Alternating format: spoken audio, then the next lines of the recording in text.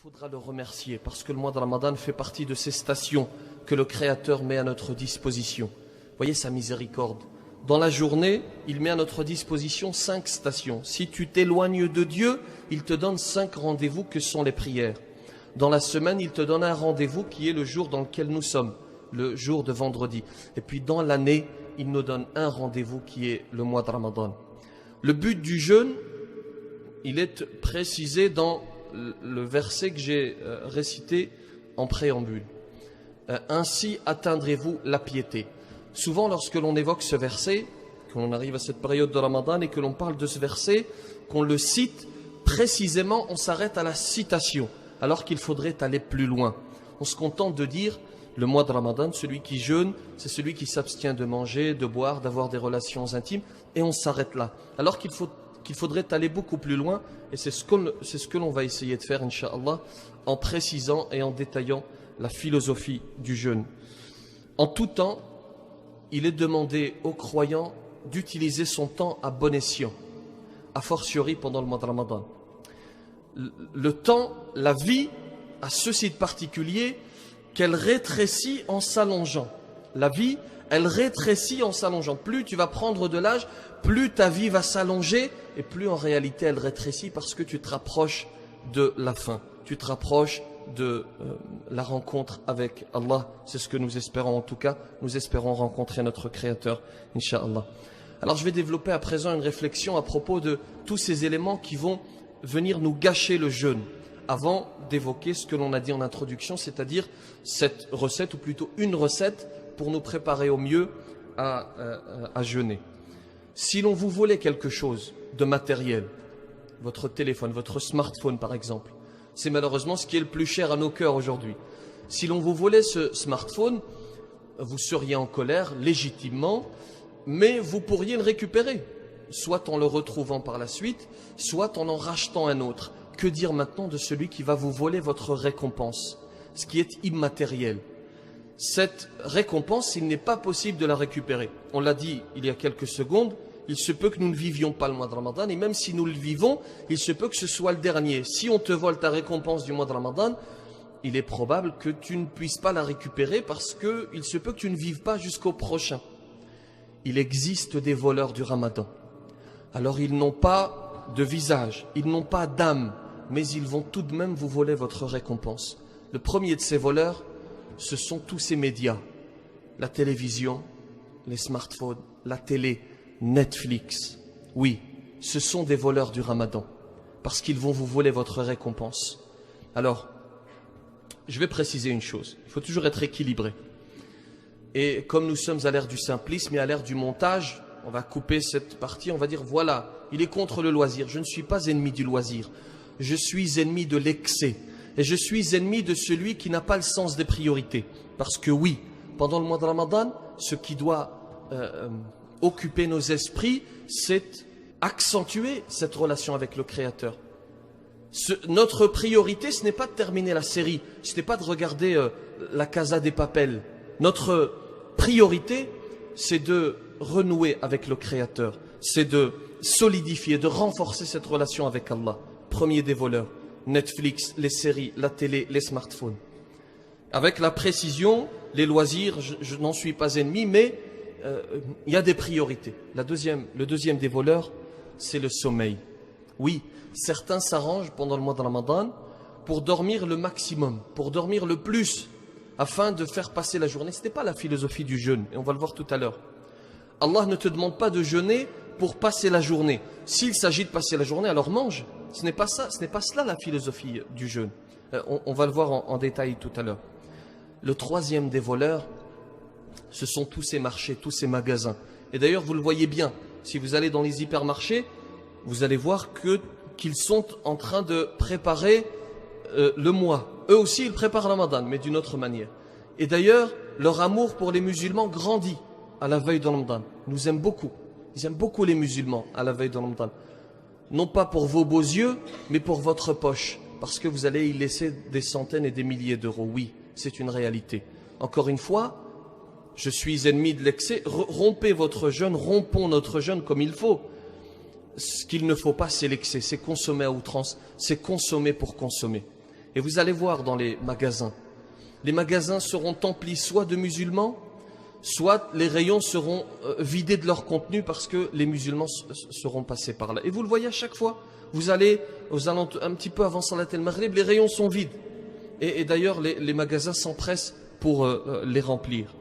Donc, ne soyons pas dans l'excès. Ne gâchons pas.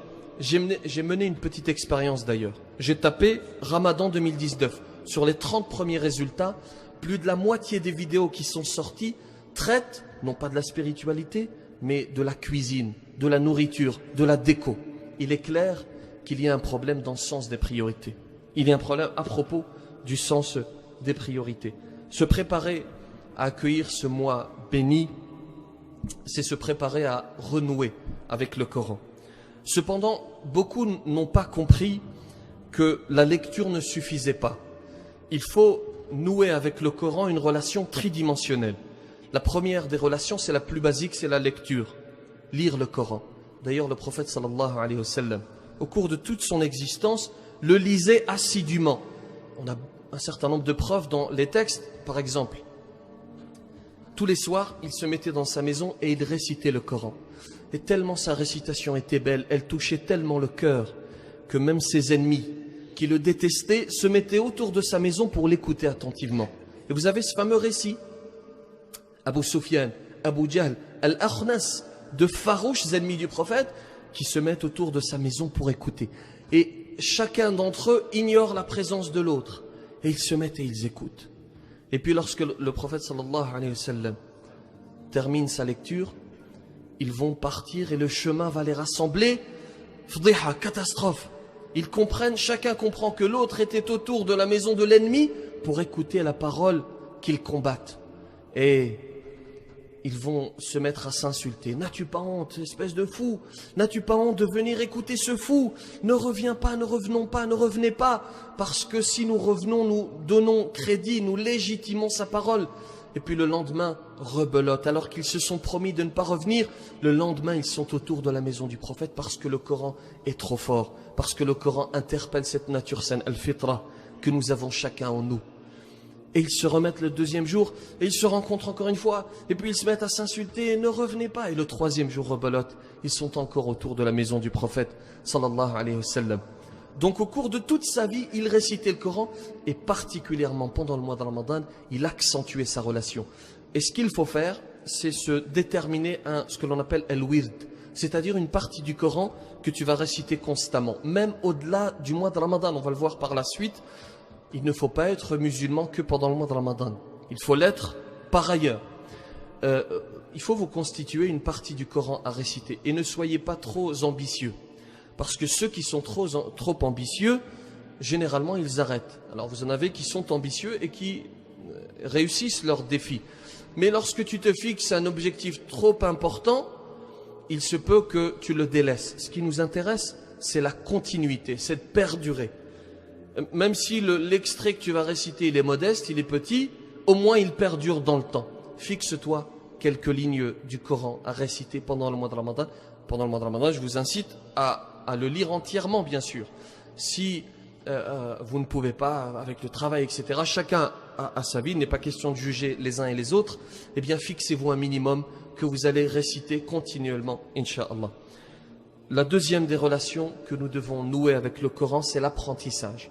Alors je précise que ce n'est pas une obligation, c'est ce que l'on appelle fardu kifaya.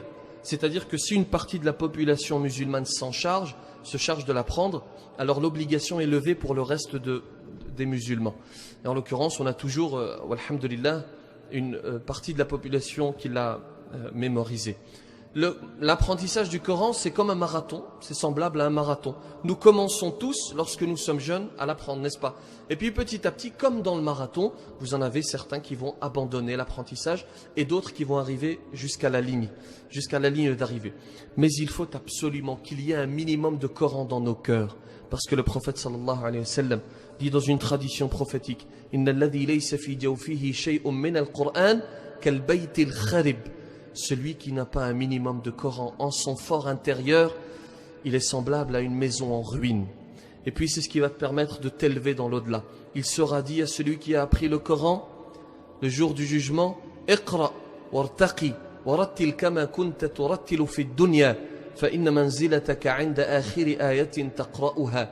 Il lui sera dit, lis et élève-toi, et tu t'arrêteras au degré qui correspondra au dernier verset que tu auras récité. La troisième des relations que nous devons nouer avec le Coran, c'est la méditation et l'application.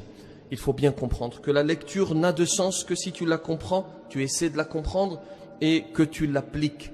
Celui qui lit le Coran uniquement, il a abandonné le Coran. Celui qui lit, qui le comprend, mais qui ne l'applique pas, il a abandonné le Coran. Celui qui ne l'a pas abandonné, c'est celui qui le lit, qui essaie de le comprendre et qui essaie de l'appliquer parce que nous sommes des êtres humains et nous ne sommes pas parfaits. Nous essayons de l'appliquer du mieux que nous pouvons. Et les compagnons d'ailleurs, ridwanullahi alayhim, ils apprenaient 10 versets et ils ne passaient pas à la suite s'ils ne les avaient pas appliqués dans leur vie. Ceux qui ont compris le message et ceux qui ont compris l'importance du temps et de sa gestion, ils seraient capables d'acheter du temps. Alors que nous aujourd'hui, certains d'entre nous, ne généralisons pas, certains d'entre nous ont cette fameuse expression, qu'est-ce que tu fais? Je tue le temps. Vous imaginez? Alors que certains savants étaient prêts à payer, certains prédécesseurs étaient prêts à payer parce qu'ils ne disposaient pas d'assez de temps pour se consacrer à ce qu'Allah subhanahu wa ta'ala nous a demandé de faire. Et vous en avez certains qui le tuent, qui délaissent ce temps si précieux, cette ni'ma que nous avons. La ni'ma, ce n'est pas uniquement la nourriture, l'argent, les enfants. C'est surtout le temps parce que notre vie est composée de temps. L'imam al-Ghazali dit d'ailleurs dans une parole, النفس جوهرة لا تقدر بثمن لأنه ينبني عليه النعيم الأبدي. Un souffle de temps est un joyau inestimable parce que sur ce souffle de temps se bâtit le bonheur éternel. L'imam Malik, pendant le mois de Ramadan, il abandonnait complètement ses cours et il se consacrait à la lecture et à la récitation du Coran. Vous avez également Qatada. Hors Ramadan, toutes les 7 nuits, il clôture le Coran. Pendant le mois de Ramadan, toutes les 3 nuits, il le clôture. Vous avez également Mujahid qui clôturait le Coran pendant le mois de Ramadan 1 fois par jour. Alors il ne nous est pas demandé d'aller jusque-là, celui qui en est capable, alhamdulillah. Il nous est demandé de nouer, d'accentuer notre relation avec la parole de Dieu. Se préparer à accueillir ce mois de Ramadan, c'est se préparer à partager le salam, à partager le sourire. Vous en avez certains qui ne sont même pas capables d'offrir cela, d'offrir un sourire, qui vous regardent avec un air dédaigneux, avec condescendance, et qui vous saluent de loin. Le jeûne, rappelons-le, c'est une évidence, mais il est important, le rappel profite aux croyants.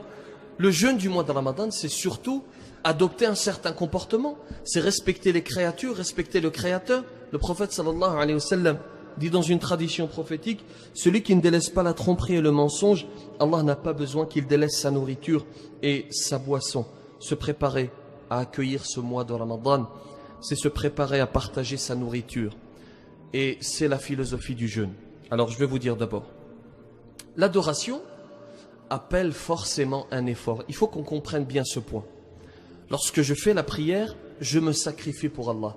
Parce que c'est 5 fois par jour, parce qu'il faut faire le wudu, parce qu'il faut le Créateur. Et on en arrive à la philosophie. Le Créateur te demande d'abord de te sacrifier pour lui. Premier élément.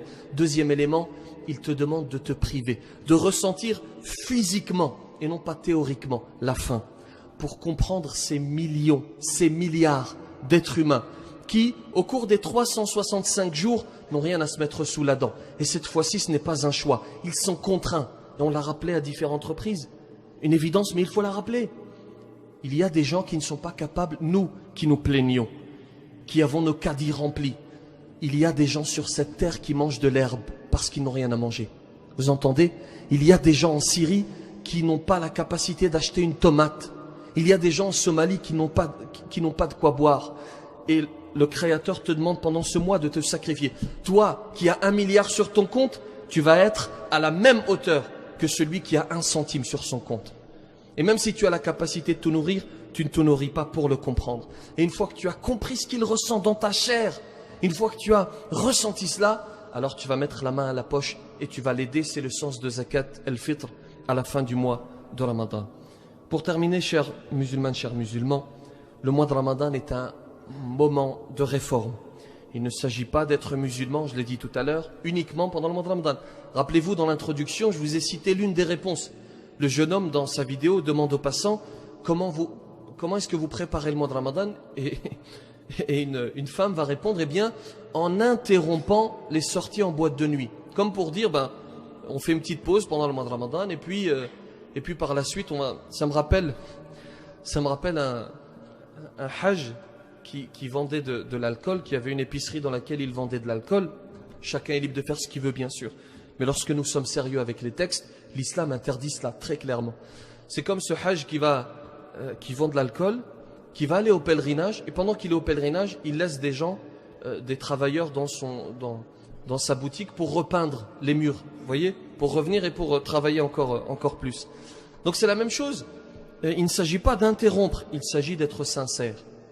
Il s'agit d'être sincère parce que les adorations ne sont valables que si elles sont sincères. Celui qui se dit dans son esprit, je vais arrêter ce péché pendant le mois de Ramadan, et puis par la suite je vais le reprendre, les choses sont entre les mains de Dieu, mais tu minimises tes chances d'acceptation. Il est peu probable que le Créateur t'accepte, parce que le Créateur accepte de ceux qui sont sincères. Et il faut que nous sortions de ce mois, c'est pour cela que c'est une école. C'est pour cela qu'on dit l'école Ramadan, parce que c'est un moment qui va nous permettre de nous réformer. Il faut au minimum que nous sortions de ce mois avec un changement majeur. Fixez-vous un objectif et soyez sincères avec vous-même.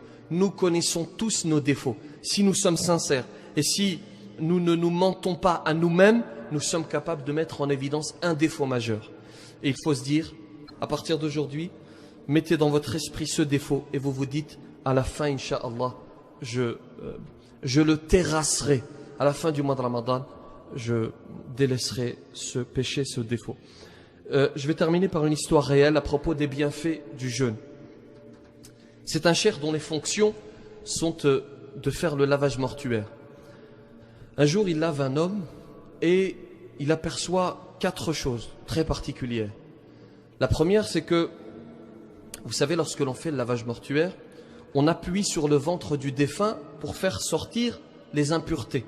Je presse de cette manière. D'accord? C'est pas pressé, c'est pressé comme ça, vers le bas. Je pousse vers le bas. Et encore à droite, je pousse vers le bas. Et encore à gauche, je pousse vers le bas. Pour le vider. Et cette fois-ci, c'est la première fois que ça lui arrive, il appuie sur son ventre et rien ne sort. Premier élément. Deuxième élément, une fois qu'il a terminé de lui faire les ablutions, pendant le lavage mortuaire, une fois qu'on a fait l'istinja, on fait les ablutions au défunt. Une fois qu'il a fait les ablutions, il remarque qu'il garde son index tendu, comme pour faire la shahada. La troisième des choses, c'est qu'il remarque que son visage est particulièrement lumineux. Et la quatrième des choses, c'est que lorsqu'il s'apprête à le parfumer, une odeur va se dégager de quelque part. Il se pose des questions. Avec lui, il y a les enfants du défunt. Ils pensent que c'est les enfants qui ont sorti du parfum. Eux pensent que c'est le cheikh qui a sorti du parfum. Et il se trouve qu'en réalité, c'était cet homme qui dégageait une odeur extraordinaire. Qu'Allah subhanahu wa ta'ala nous accorde une fin comme celle-ci. Et il va évidemment questionner à son propos. Et on va lui expliquer que c'était un homme qui jeûnait les jours blancs et qui jeûnait le lundi et le jeudi. Qu'Allah subhanahu wa ta'ala nous accorde de vivre ce mois dans la quiétude et qu'il nous facilite et qu'il accepte notre jeûne, Inch'Allah.